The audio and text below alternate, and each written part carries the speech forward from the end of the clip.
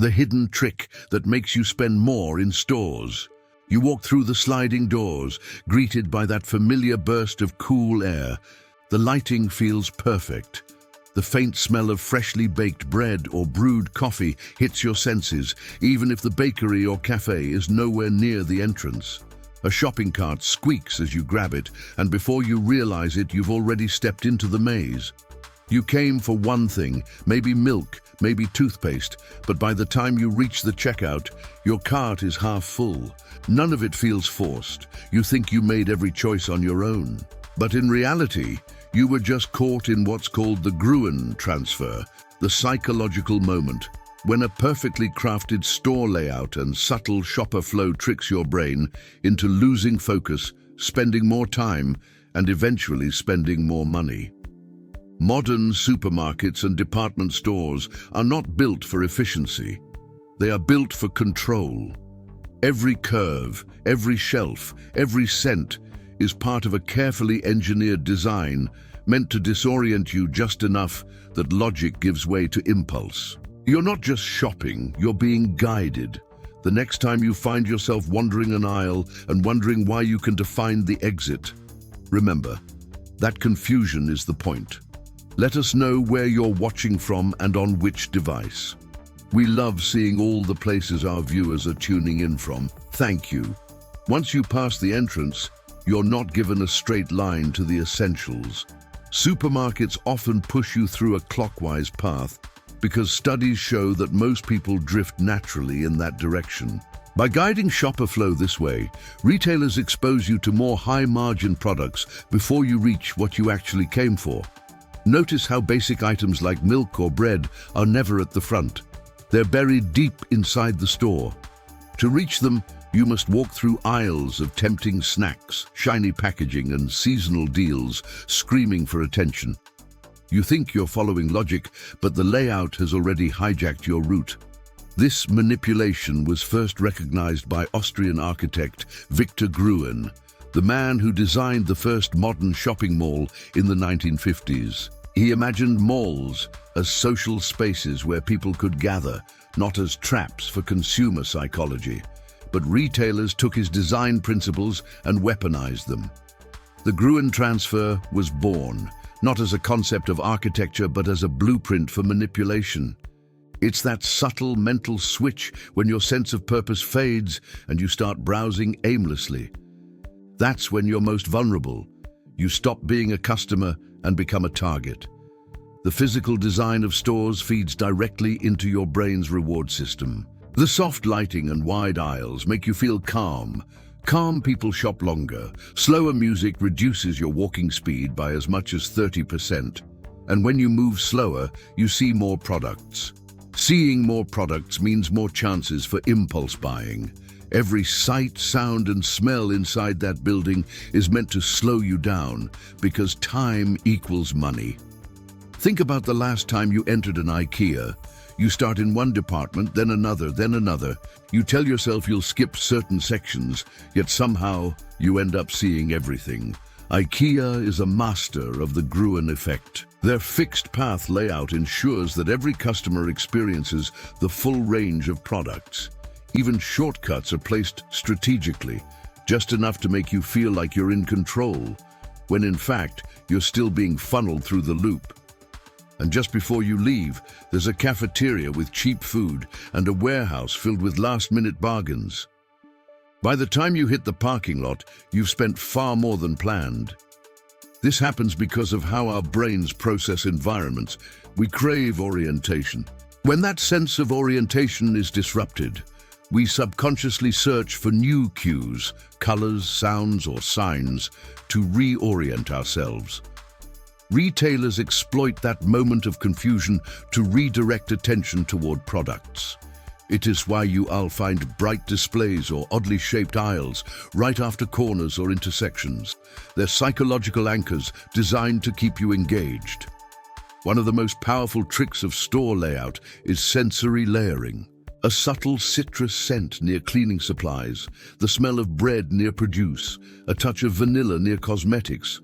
All these scents trigger emotional associations that make you feel comforted and safe. That comfort weakens your resistance to buying.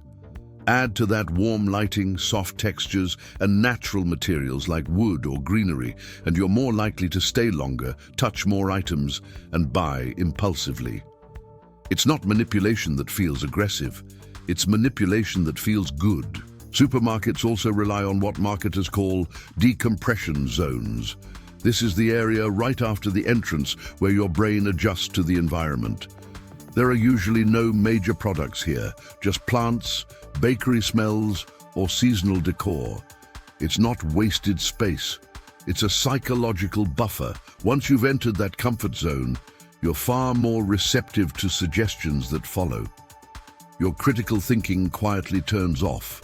The next level of control is visual hierarchy. Expensive brands buy eye-level placement because it's where the gaze naturally falls first. Cheaper or generic alternatives are placed either at the bottom or very top shelves. Studies show that more than 60% of grocery shoppers never look below knee level. So if you wonder why healthy or budget items are hard to find, it's not an accident, it's business. Then comes the subtle trap of contrast pricing.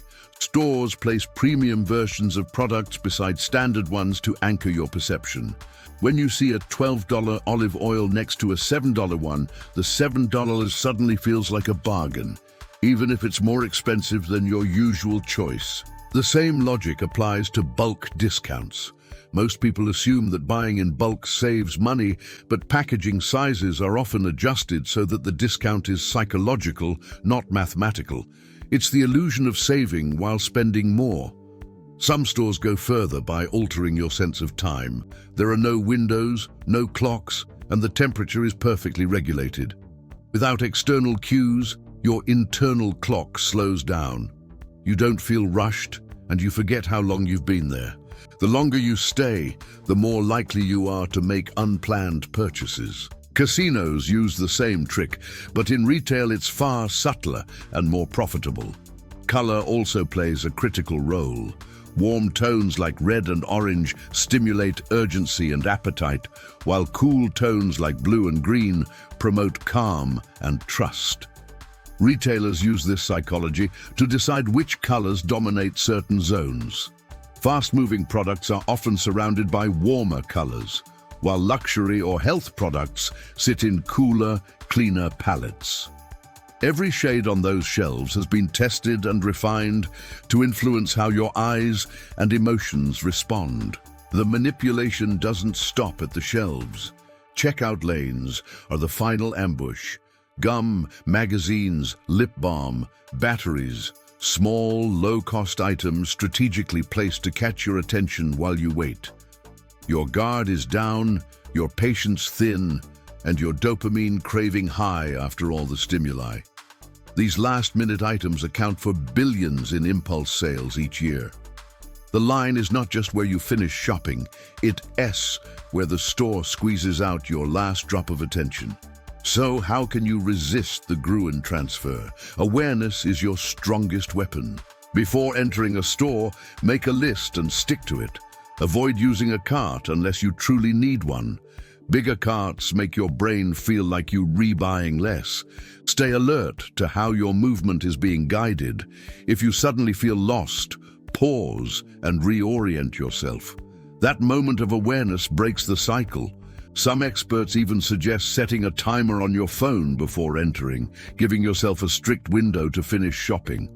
When you bring time back into the equation, the effect weakens. You'll notice how certain sections seem deliberately hard to navigate, or how signs subtly direct you in loops.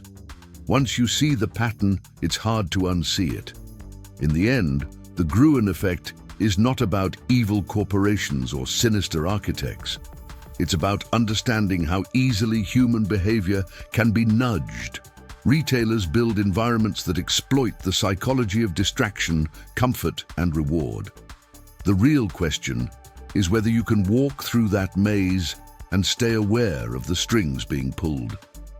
The next time you step into a supermarket and feel that strange pull to explore just one more aisle, remember this: that feeling of curiosity and calm isn't random. It's engineered. And once you realize that every scent, sound, and color is a subtle whisper saying, "Stay longer, buy more," you'll see the game for what it is. Awareness turns manipulation into mastery. When you control your attention, you control your spending.